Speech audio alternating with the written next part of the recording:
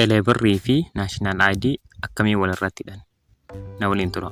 Jalqaba channel faaraa yoo taatan subscribe godhaa. Egaa iddoo account jedhu kana ni tuqxan yeroo telebirrii keessa seentanii.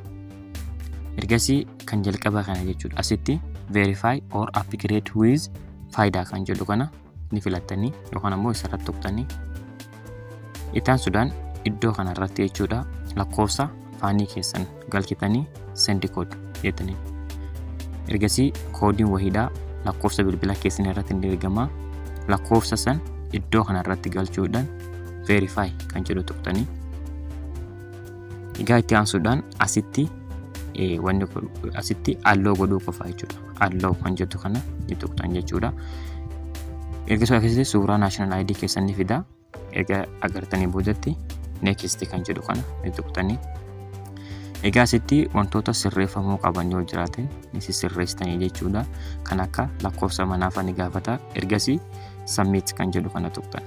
Dhumee jira jechuudha. Your request has been submitted jira jechuudha. Kanaaf raawwate bifa kanaan. Galatooma. Chaanaalii keenya faaraa yoo taatan subscribe godhaa.